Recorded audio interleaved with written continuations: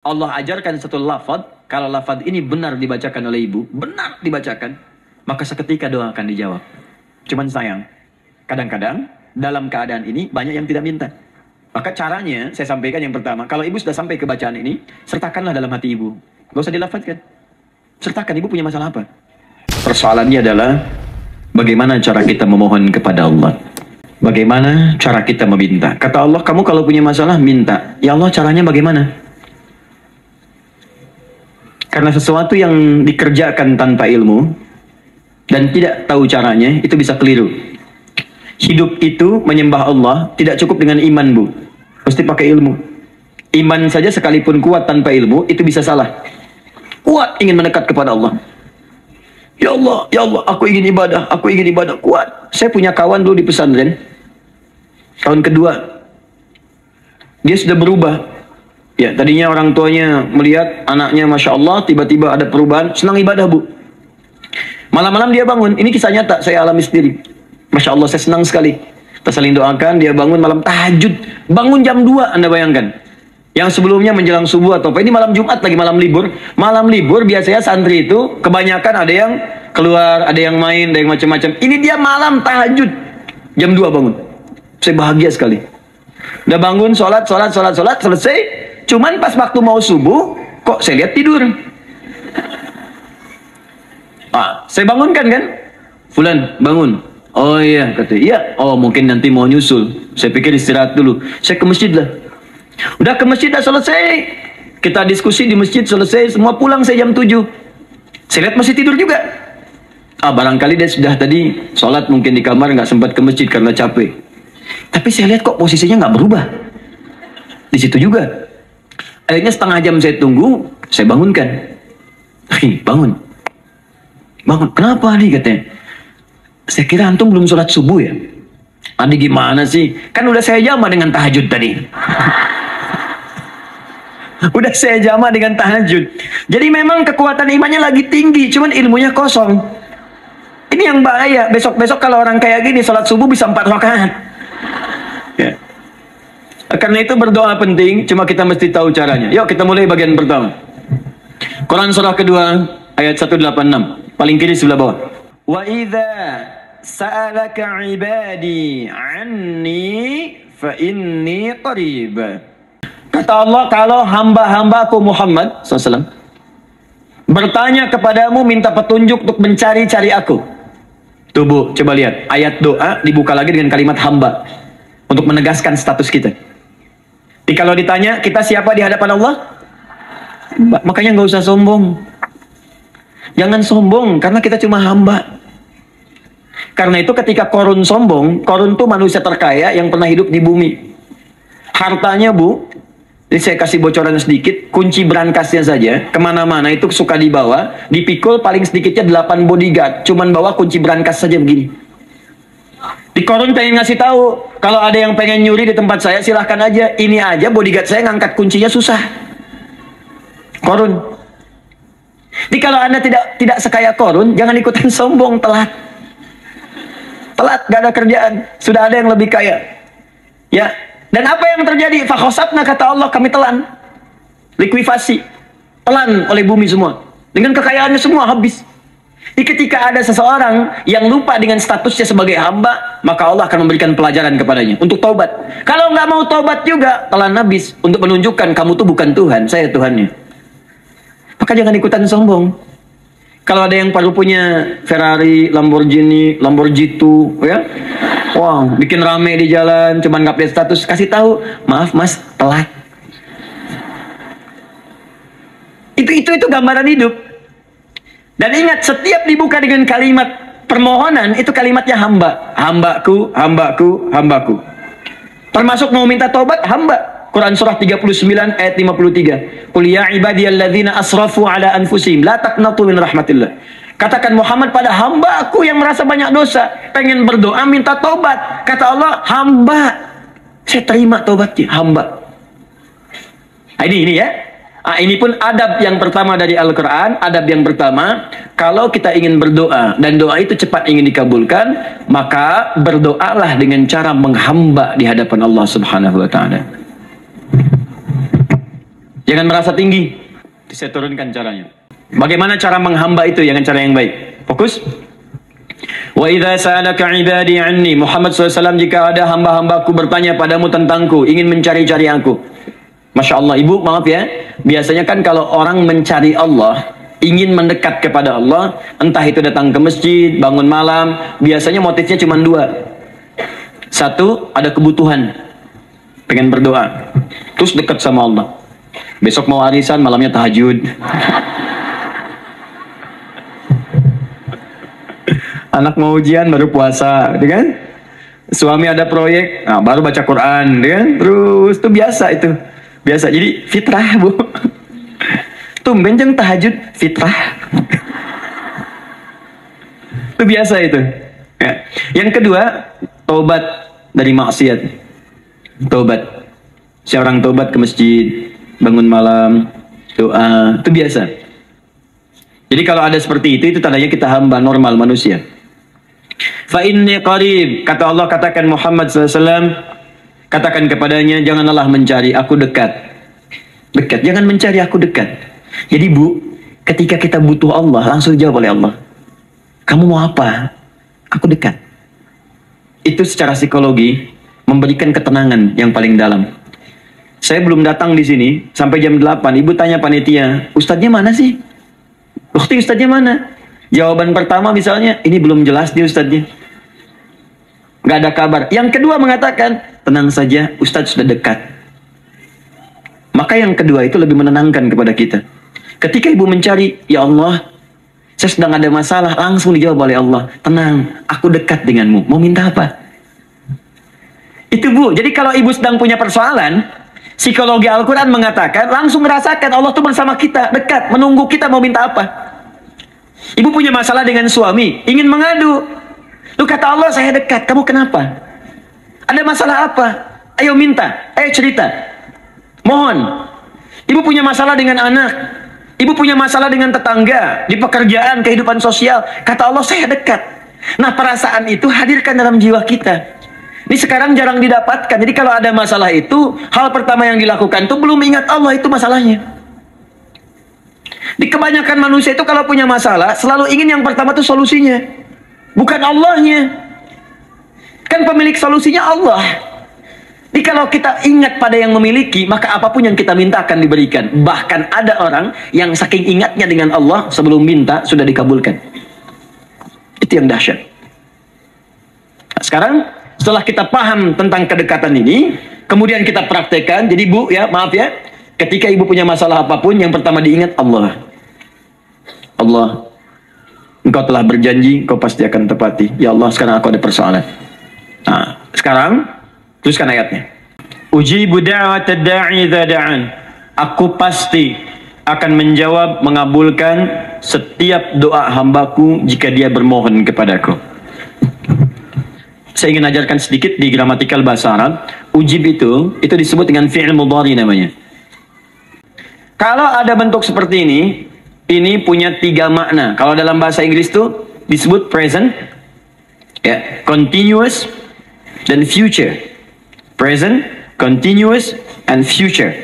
Sekarang, terus, sampai kapanpun. Sekarang, terus berlangsung, continuous, and future, sampai kapanpun di masa depan. Jadi dalam konteks pengabulan doa, kata Allah, ketika saya akan kabulkan, kalau kamu punya masalah, kamu berdoa, saya akan kabulkan. Nah, kalimat Allah saya akan kabulkan ini bentuknya menggunakan mudhari. Ada hamzah di depannya, ujib. Artinya apa? Kalau ibu sekarang berdoa, saya akan kabulkan, kata Allah. Terus kamu berdoa, saya akan jawab. Nanti pun punya masalah di masa depan, kamu berdoa, saya jawab juga. Jadi artinya tidak ada doa yang sia-sia. Semua doa, ingat, sepanjang kita butuhkan, pasti Allah berikan. Nanti kapan dijawabnya, seperti apa jawabannya, nanti bagian ketiga. Kadang-kadang minta sekarang, dijawabnya nanti. Minta sekarang, dijawab sekarang. Ada yang mintanya A, dijawabnya B. Itu yang paling dahsyat. Ya. Jadi kalau saya tanya, kalau kita berdoa, dijawab tidak oleh Allah? Ya, itu janji Allah. Setiap orang berdoa, pasti dijawab. Nah, hanya persoalannya, seperti apa doa yang cepat dijawab itu? Apakah semua doa langsung dijawab seketika? Akankah mendapat jaminan langsung dijawab? Ternyata kalimat dijawab ini diikat dengan syarat ketentuan berlaku. Apa di antara syarat dan ketentuannya ini? Teruskan ayatnya. Falyastajibuli. Syarat pertama. Kalau doamu ingin cepat aku jawab, falyastajibuli. Maka engkau pun harus cepat merespon setiap seruanku. Jawab seruanku dengan cepat. Doa ingin dijawab oleh Allah, maka kata Allah, kamu pun harus menjawab setiap seruanku. Jawab seruan Allah. Ayo respon, adil. Maunya dapat gaji aja, kerja nggak mau. Ya? Apa ibu pikir duduk manis, santai di ruangan tengah, tiap bulan suami datang berikan uang belanja? Belum tentu. Kalau sikap tidak bagus, ya interaksi tidak mulia, maka belum tentu itu didapatkan. Maka syarat pertama kata Allah, kalau doamu ingin cepat aku jawab, maka setiap aku seru, cepatlah engkau kemudian kerjakan dan jawab itu. Jadi ternyata seruan Allah itu terkait berkelindan dengan pengabulan doa. Jadi ketika ibu diseru oleh Allah, diminta diperintahkan sesuatu oleh Allah, sebetulnya itu kunci untuk mendapatkan jawaban doa kita, Bu. Dipanggil kita, ayo cepat datang ke sini, mau minta apa? Minta, saya kasih. Apa di antara kunci doa itu, Ustaz? Yuk kita lihat. Adalah jawaban dari seruan Allah. Apa di antara seruan Allah itu? Saya beri contoh satu misalnya. Allah perintahkan kita untuk sholat. Bahkan diseru, diingatkan 5 kali dalam sehari. Bukankah kita diseru, Bu? Dipanggil 5 kali sehari untuk sholat? Allahu Akbar, Allahu Akbar. Ya? Diingatkan kan? Ayo ingat Allah, ingat Allah, ingat Allah, ingat Allah. Allah Maha Agung, Maha Besar semuanya, dan seterusnya. Perhatikan baik-baik. Apa tujuan Allah menyuruh kita dalam sholat? Ternyata bukan ingin memberikan beban ruku dan sujud. Bukan sujudnya yang penting. Karena semua makhluk tidak sujud pun tidak akan menurunkan status Allah sebagai Tuhan. Allah tetap Allah, nggak ada ruginya. Yang rugi kita. Ternyata ketika disuruh sujud, disuruh ruku itu, ternyata yang ditunggu itu bukan ruku sujudnya. Allah nunggu, punya masalah apa? Mau minta apa? Karena itu dalam ilmu fikih, ibu buka semua kitab fikih. Salat itu secara bahasa disebut dengan doa. Nama lain dari doa adalah salat. As-salatu hiya doa. Salat adalah doa. Karena itu semua bacaan dalam salat doa semua. Coba lihat. Baru takbir Allahu Akbar, doa iftitah. Al-Fatihah doa, Bu. Dikira Al-Fatihah nggak ada doanya. Nih, nanti saya berikan cepat ya. Ini highlight dulu. Highlight dulu. Dalam sholat itu ada 4 keadaan. Ingat ini baik-baik. Nanti ibu manfaatkan minimal zuhur, lakukan. Ada berapa keadaan? 4. Ada 4 posisi, 4 keadaan dalam sholat. Yang kalau ibu berdoa benar, meminta di situ dengan benar, itu seketika akan dikabulkan. 1, saat berdiri. 2, saat rukuk. 3, saat sujud. 4, sesaat sebelum salam.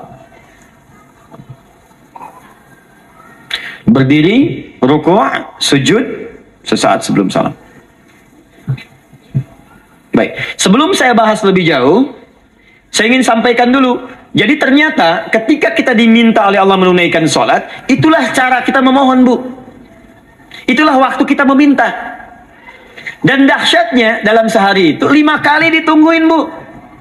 Mana ada manusia di buka bumi ini, buka pintu rumahnya 5 kali sehari, cuma untuk memberikan apa yang dibutuhkan. Sesoleh-solehnya Ustadz, gak ada yang mengatakan, ayo 5 kali sehari datang aja ke rumah saya. Kalau butuh apa-apa, ambil. Butuh kulkas, ambil kulkasnya.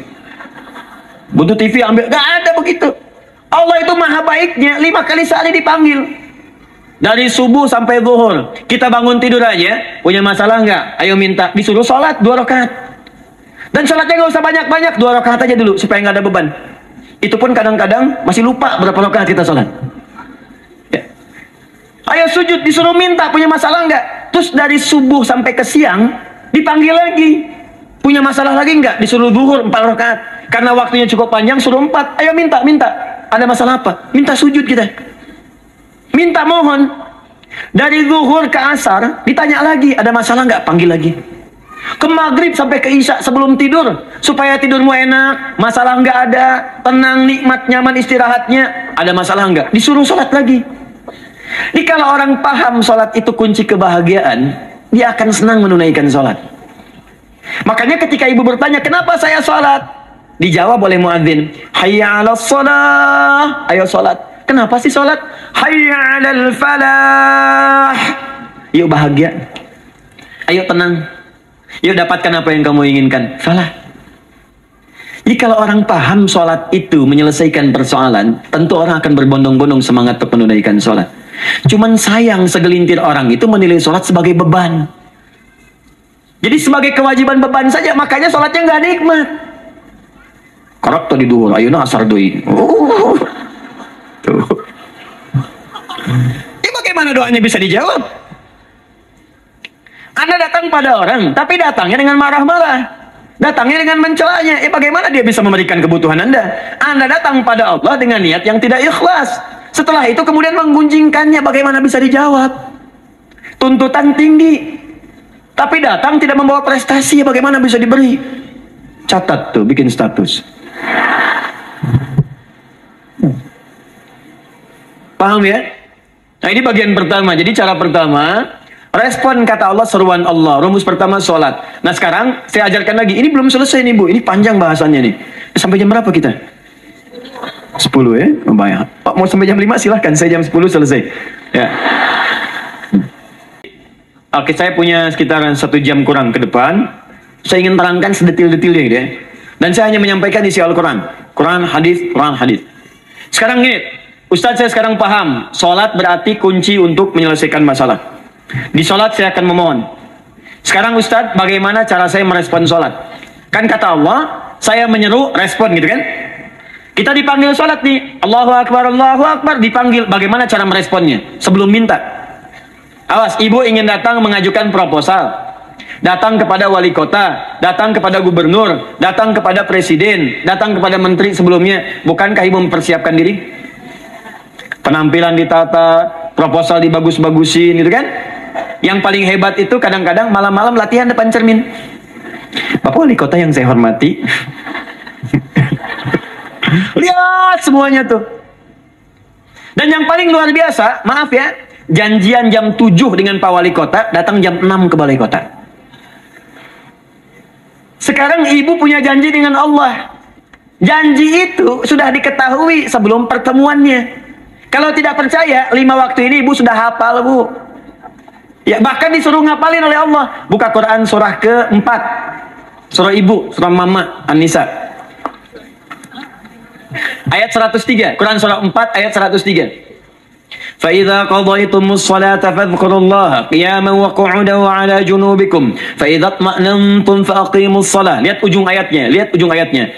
Inna as-salata kanat 'alal mu'minina kitaban mawquta. Sungguh semua waktu salat itu telah ditetapkan waktunya bagi orang beriman. Itu terjemahan biasa. Kalau terjemahkan pakai ilmu balaghah, sungguh orang beriman itu hafal waktu-waktu salat.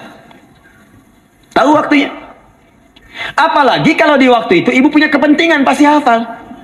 Kalau ibu benar memprioritaskan sholat dan menilai sholat sebagai solusi hidup, menilai sholat sebagai kebutuhan, ibu pasti akan hafalkan itu Bu. Nih ya, ibu dapat bagian arisan nih, bulan ini misalnya. Dan memang bagian jatah ibu, demi Allah saya katakan, sebulan sebelumnya ibu sudah hafal tanggalnya kapan. Bahkan di kalender tuh diwarnain. Papa, bagian mama nanti bulan ini. Tuh. Dicatat semua, di tempat siapa, jam berapa, datang dengan penuh keceriaan dan kebanggaan. Luar biasa. Hanya untuk urusan dunia, yang itu habis gitu. Jika dia tidak meninggalkan ibu, ibu yang meninggalkan dia duluan. Sekarang 5 kali sehari, semua diberikan, bahkan lebih daripada dunia dan seisinya. Harusnya sih wajarnya dihafalkan waktunya, dan ibu hafal. Ayo, subuh jam berapa sekarang? Lihat sini, bukan ke atas. Ditutup tuh. Tuh, sana tuh. Subuh jam berapa? Ayo ngelihat ke sana, 4:43. Zuhur jam berapa? Tuh, asar, maghrib, isya. Itu kan kunci ibadah. Dan kunci ijabah, kunci ibadah, kunci ijabah. Di situ ada pengabulannya. Ini gimana mau minta, waktu permintaannya aja nggak hafal. Gimana mau bermohon, datangnya aja telat. Karena itu, bagaimana cara merespon seruan Allah? Diaturlah di Quran surah kedua ayat 152. Paling kanan sebelah bawah. Ibu masih ingat? Bukankah sholat disebut sebagai zikir? Masih ingat? Ya, di surah ke-20 ayat 14. Wa aqimis sholata lidzikri, tunaikan sholat sebagai zikir kepadaku. Sekarang lihat ya. Lihat ketentuan Allahnya. Kalau ibu dipanggil untuk sholat, dipanggil untuk zikir, cepat respon. Ibu cepat respon, Allah pun akan cepat merespon permintaan ibu. Lihat kalimatnya. Fadhkuruni azkurkum. Fadhkuruni azkurkum. Kalian mengingat saya, maka saya pun akan ingat dengan kalian. Kalian zikir kepada saya, ingat saya, kata Allah, maka saya pun akan ingat kalian. Di antara makna zikir, salat. Jadi kalau ibu salat mengingat Allah dengan cepat, maka Allah pun akan cepat mengingat kita. Contoh, saya ambil waktu subuh misalnya. Di Bandung 4-3-3. 4-4-3. Oh, lihat kesana lagi terjadi perbedaan pendapat. Ya. Ada yang 4-3-3, ada yang 4-3-4, ada yang 4-3-5, dan seterusnya. Yang di tengah-tengah lah, 4-3-5 misalnya. Allahu Akbar, Allahu Akbar. 4-3-5. Dipanggil salat, diseru. Kan tadi rumusnya di Quran surah 2 ayat 186. Faliyastajibuli. Kalau diseru cepat jawab, gitu kan? Nah, terus disuruh 4-3-5 adzan. Allahu Akbar, Allahu Akbar. Begitu diseru, ibu langsung datang. Ya Allah, sudah adzan, seruan nih, saya siap-siap, saya ingin minta sesuatu. Nah, orang yang datang saat dia diseru Allah, dia pun datang kemudian untuk menyerunya, maka Allah pun akan menjawab apa yang ia mohonkan saat ia bermohon kepadanya. Perhatikan. Dipanggil oleh Allah lewat suara muadzin, Allahu Akbar, dia merespon cepat, siap salat. Maka dia pun ketika memanggil Allah, seketika Allah pun akan jawab padanya. Sesuai dengan kadar responnya. Dipanggil saat itu, dia menjawab. Maka Allah pun akan ingat kepadanya hanya saat dia memanggil saja. Di saat panggil, diingat. Panggil, diingat. Jelas? Ini yang hebat. Dipanggil 4-3-5. Allahu Akbar, Allahu Akbar. Dia sudah ingat dari sejak jam 3:45. Dia bangun jam 3. Bisa. Padahal belum dipanggil. Datang. Bahkan Masya Allah, melakukan warming up dulu. Tahajud. Istighfar. Baca Al-Quran sebelum dipanggil. Masya Allah Bu. Ibu mau datang misalnya ke istana. Janjian jam 7, datang jam 6. Di situ ibu kerjakan yang baik-baik dulu. Wah, lihat. Terus kelihatan CCTV kan. Wah, ini orang bagus banget nih. Mulia, bagus. Sampah diambilin, disapu. Kelihatan. Itu ibu belum datang pun udah dipanggil duluan. Ada orang yang belum dipanggil sudah datang menghadap Allah. Tahajud dia, zikir dulu, istighfar dulu. Ini orang, maaf ya, walaupun dia belum memanggil Allah, Allah sudah menyelesaikan semua persoalannya. Di orang-orang yang selalu ingat kepada Allah, walaupun Allah dalam waktu tidak memanggilnya, maka Allah akan mengingatnya sekalipun orang ini belum bermohon kepadanya. Maka ibu nanti akan temukan orang-orang yang langsung diselesaikan persoalannya oleh Allah bahkan sebelum dia bermohon kepadanya. Dia ada orang yang seakan gak punya masalah, Bu. Bukan gak punya masalah, sebab setiap dia punya masalah, masalahnya diringankan oleh Allah. Bisa akan-akan gak ada beban. Ah, ini indah hidupnya. Enak. Butuh sesuatu, sebelum nyari, datang.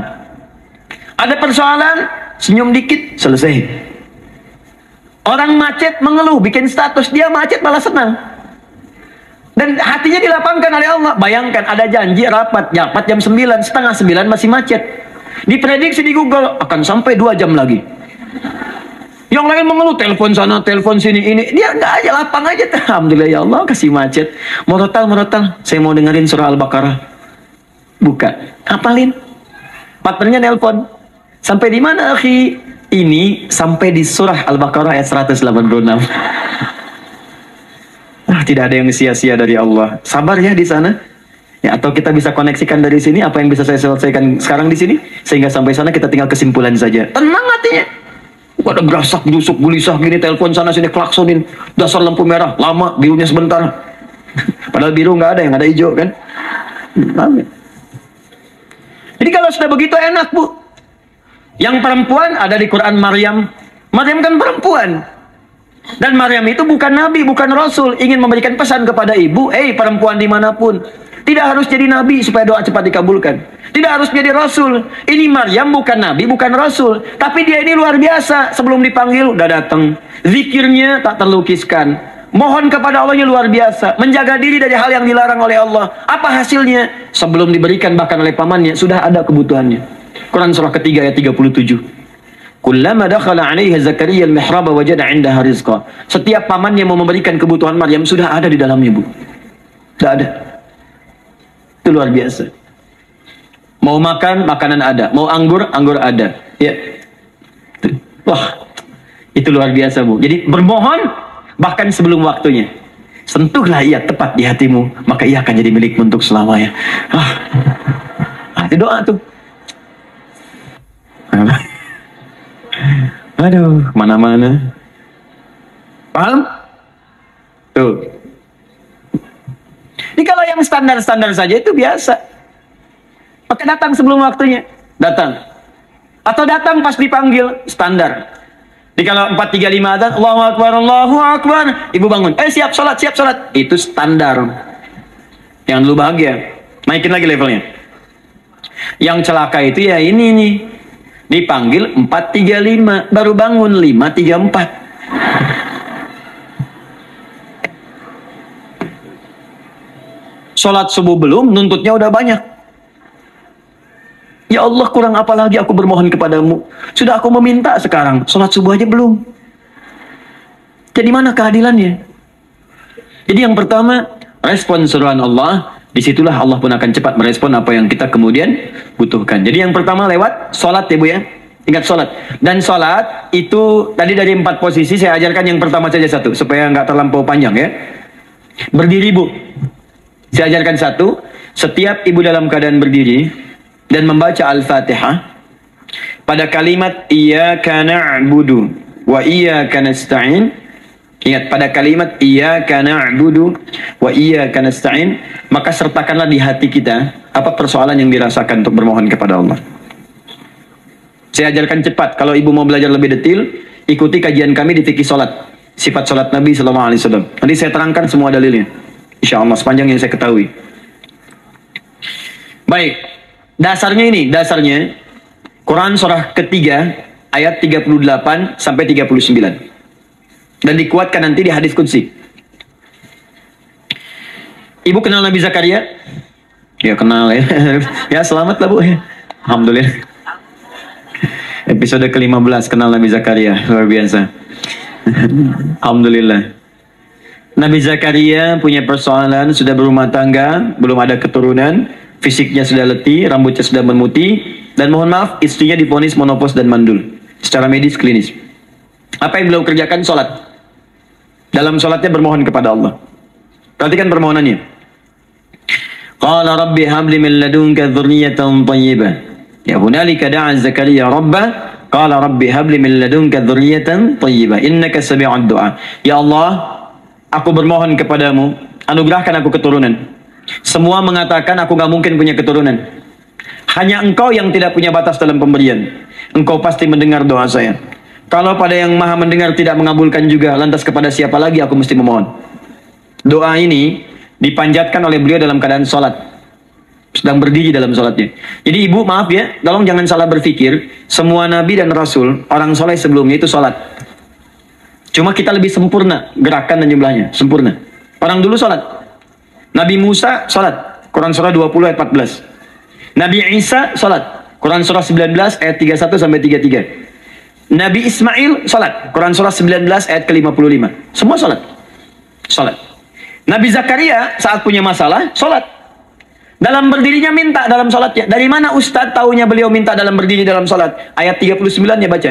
Quran surah ketiga ayat 39. Fanadatul malaika, maka doanya itu dijawab oleh Allah. Datang malaikat menyampaikan jawaban. Wa huwa qaimun yusalli fil mihrab. Sedangkan beliau masih berdiri dalam salat di mihrab. Masih berdiri dalam salat. Salat. Di dalam salat itu minta. Makanya semua bacaan salat itu permintaan. isinya. Dan dikabulkan oleh Allah. Anallaha yubashshiruka biyahya. Allah kasih kabar gembira, engkau akan punya anak, langsung namanya dari Allah Yahya. Artinya hidup yang mustahil menurut manusia. Lahir dari rahim seorang perempuan yang divonis monopos dan mandul menurut medis. Kata Allah, tidak ada yang mustahil bagiku. Lahir dan hidup dia, Yahya.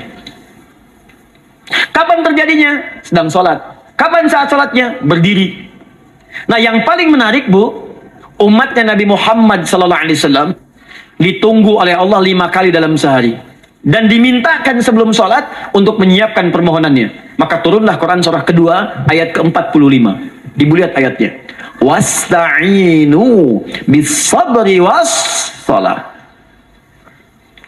Bahkan ditegaskan lagi di Quran surah kedua ayat 153. Paling kanan sebelah bawah. Ya ayyuhalladzina amanu ista'inu bis-sabri was-salah. Yang pertama, nggak pakai panggilan iman. Wasta'inu, kata Allah, hei, kalau kamu punya masalah, jangan mengeluh, jangan berkeluh kesah, jangan terlampau banyak gelisah, cepat siapkan dirimu untuk menunaikan sholat. Siapkan permohonanmu, minta kepada aku lewat sholat. Kalau belum yakin, disebutkan imannya. Ya ayyuhalladzina amanu, hei orang-orang yang masih merasa punya iman, katanya punya iman. Jadi kalau ibu nggak mau minta lewat sholat, dipertanyakan imannya. Kamu punya iman gak? Kata Allah, yakin gak dengan saya? Kalau punya masalah jangan mengeluh. Datang pada saya, minta. Lewat sholat, saya panggil sholat, minta. Kalau masih merasa punya iman. Tuh, iman kita tuh dipertaruhkan di situ. Nah, sekarang saya berikan rumus bahasanya. Allah memanggil kita dengan bentuk jama, perintah jama. Wasta'inu, wasta'inu. Itu bentuk perintah. Dan jika kalian perhatikan cara menerjemahkannya, dan jika kalian punya persoalan dalam hidup, punya kebutuhan, maka bergegaslah siapkan dirimu untuk minta kepadaku solusi. Wasta'inu, dan mintalah oleh kalian pertolongan, solusi. Bisabri wassalah. Pertama, sabar dulu. Sebelum sholat, sabar dulu dengan itu. Tahan dulu. Terima dulu. Jangan mengeluh, terima dulu. Nanti dalam sholat minta solusi. Itu maksudnya. Punya masalah sekarang, jam 9 lewat. Sabar, tahan dulu. Koreksi diri, istighfar, nanti zuhur minta. Atau duha sekarang sholat, datang ke masjid, sholat duha minta. Tahiyatul masjid minta sekarang. Sabar, disabar, terima dulu. Jangan mengeluh, sabar, ingat, terima, sabar. Karena Allah mustahil memberikan ujian masalah kalau kita tidak sanggup menerimanya. La yukallifullahu nafsan illa. Saya sering katakan, Bu, ya, maaf kalau kalimat ini mungkin kurang berkenan, tapi kalimat ini nyata. Kalau ibu sekarang punya masalah seberat apapun, itu artinya hanya ibu yang sanggup untuk menerimanya. Saya tidak. Betul, karena itu persoalan itu dititipkan kepada ibu, bukan kepada seorang bernama Adi Hidayat. Ibu yang dipercaya. Ya, ibu dipercaya oleh Allah. Kenapa ibu tidak yakin dengan itu? Karena cuma ibu yang bisa mengatasi. Ibu yang mampu, saya tidak. Karena itu dititipkan pada ibu. Kaidahnya, la yukallifullahu nafsan illa wus'aha. Allah nggak akan berikan beban, ujian, masalah kalau dia nggak mampu. Artinya kalau saya nggak mampu, saya nggak dikasih. Ibu mampu, ibu diberi. Jangan mengeluh. Kenapa mesti saya, ya Allah? Kamu mampu. Ya Allah, why me? Why not? Kamu yang bisa. Nah sekarang, wassalah, setelah terima itu, tapi juga jangan terlampau kepedean. Memang cuma saya yang mampu, ya, bikin status. Kemudian sholat, kita akan katakan, ya Allah, Engkau perintahkan saya untuk minta tolong. Sekarang saya akan minta kepadamu. Lalu kita katakan, maaf ya, ya Allah, saya sekarang punya masalah. Saya ingin bermohon kepadamu. Saya ingin minta kepadamu, ya Allah. Saya mohon, ya Allah. Maaf, Bu, ya, maaf ya, sebentar. Ibu kalau punya masalah sedikit atau banyak? Banyak. Yang punya masalah ibu saja atau anak juga punya masalah? Kadang-kadang, bukankah anak yang punya masalah ibu yang minta? Bukankah suami yang punya persoalan ibu yang bermohon? Kan? Karena itu, kalau kita ingin memohon kepada Allah dengan persoalan yang kompleks mewakili yang banyak, maka pertama kalimatnya diawali dengan huruf na. Berarti kami, kita, semua. Jelas ya? Nah, ibu ingin robah kalimatnya minta tolong. Kata Allah, minta kepadaku pertolongan. Wasta'inu. Ibu ingin robah menjadi bentuk permintaan. Rubah kalimatnya menjadi nasta'in. Nasta'in. Wasta'inu nasta'in. Minta kepada siapa tadi? Allah. Boleh minta kepada selain Allah? Tidak. Hanya kepada Allah saja? Hanya kepada Allah saja. Hanya kepadamu ya Allah, tidak kepada yang lain. Maka kalimatnya menjadi iyyaka. Hanya kepadamu saja ya Allah. Engkau berjanji kalau ada masalah minta aku berikan. Sekarang hanya kepadamu saja ya Allah aku bermohon. Maka kalimatnya namanya iyyaka nasta'in. Sekarang saya tanya kepada ibu, apakah dalam sholat ibu membaca kalimat iyyaka nasta'in? Tuh. Saya mau tanya, ibu bacanya saat ruku atau saat sujud? Berdiri. Gak ada orang ruku baca kalimat ini. Allahu Akbar, iyyaka na'budu wa iyyaka nasta'in. Berdiri. Iyyaka na'budu wa iyyaka. Nah, sekarang saya bacakan hadis qudsinya, tersambung dari Nabi sallallahu alaihi wasallam. Qala Rasulullah sallallahu alaihi wasallam, qala Allah azza wa jalla. Allah langsung yang berfirman lewat hadis qudsi. Perhatikan bahasanya. Qasamtu shalah baini wa baina 'abdi. Saya bagi dalam salat itu dua bagian, antara hak aku dan hak hambaku. Wa li 'abdi ma sa'ala. Dan jika benar hambaku menunaikan kewajibannya dengan baik, menjaga hak-hak aku, maka pada saat itu apapun yang dia minta dalam sholat, aku akan berikan. Apapun. Kapan itu terjadi? Perhatikan kalimatnya. Idza qala al-'abdu, kalau hamba mulai membaca dalam sholatnya, Alhamdulillahi Rabbil Alamin. Alhamdulillah Rabbil Alamin. Qala Allah Azza wa Jalla, seketika Allah menjawab, Hamadani abdi, hambaku sedang memujiku. Ibu ingat baik-baik Bu ya, ingat baik-baik. Setiap ibu baca Al-Fatihah dalam sholat itu Allah memperhatikan dan menjawab bacaan ibu. Tadi masih ingat ketika saya katakan wa idza sa'alaka ibadi anni fa inni qarib, Allah itu dekat. Ya. Wa idza qala al-'abdu ar-rahmanir rahim, kalau hamba melanjutkan ar-rahmanir rahim, qala Allah azza wa jalla, Allah langsung menjawab athna alayya 'abdi, hambaku sedang menyanjungku. Wa idza qala al-'abdu maliki yaumiddin, ketika hamba berkata maliki yaumiddin, qala Allah azza wa jalla, Allah menjawab majjadani 'abdi, hambaku sedang mengagungkanku. Sekarang perhatikan kalimat ini. Wa idza qala al-'abdu, jika seorang hamba berkata iyyaka na'budu wa iyyaka nasta'in, ya Allah, sekarang hamba sholat ibadah atas perintahmu, dan hamba minta ya Allah, hamba punya masalah, hamba punya persoalan, dan kau janjikan minta dalam sholat. Qala Allah azza wa jalla, Allah jawab, hadza baini wa baina abdi, inilah perjanjian aku dengan hambaku. Wali abdi, kalau hambaku benar sholatnya sampai bacaan ini, masalah apapun yang dia minta sekarang aku akan kabulkan. Dalam berdiri. Cuman sayang, kadang-kadang dalam keadaan ini banyak yang tidak minta. Maka caranya saya sampaikan yang pertama, kalau ibu sudah sampai ke bacaan ini, iyyaka na'budu wa iyyaka nasta'in, sertakanlah dalam hati ibu. Gak usah dilafazkan. Sertakan, ibu punya masalah apa? Atau secara umum minta solusi. Minta. Nabi itu kalau sholat, Nabi SAW kalau sholat, itu kalau baca ayat-ayat Quran, itu seringkali berhenti Bu. Sering berhenti. Kalau dalam ayat doa, beliau berhenti, mohonkan dengan baik. Kalau ayat-ayat surga, minta supaya umatnya ke surga. Ayat-ayat neraka, mohon supaya umatnya dibebaskan dari neraka. Minta. Kesaksiannya banyak. Hudzaifah al-Yamani pernah sholat di belakang Nabi, begitu. Abdullah bin Mas'ud radhiyallahu ta'ala anhu sholat di belakang Nabi, begitu. Ubay bin Ka'ab radhiyallahu ta'ala anhu sholat di belakang Nabi, begitu. Di kesaksian mereka sama semua. Makanya seringkali itu nggak sadar, enak sholat dengan Nabi itu. Nyaman. Kalau baca ayat surga seakan-akan pengen cepat ke surga. Kalau baca ayat doa berdoa, jadi nggak sadar. Rakaat pertama 100 ayat aja Al-Baqarah. Ya, kadang-kadang lewat ke Ali Imran. Pernah rekornya 5 juz 4 halaman, An-Nisa ayat 176 baru berhenti. Ya walaupun besoknya nggak pada ikutan lagi. Ya, karena merasa ini kapan rukunya gitu, sekarang atau nanti, sekarang atau nanti. Tapi enak. Nah, saya ajarkan satu hal, kalau kita sampai pada bacaan Al-Fatihah tadi, jeda sejenak Bu, rasakan itu, minta. Minta.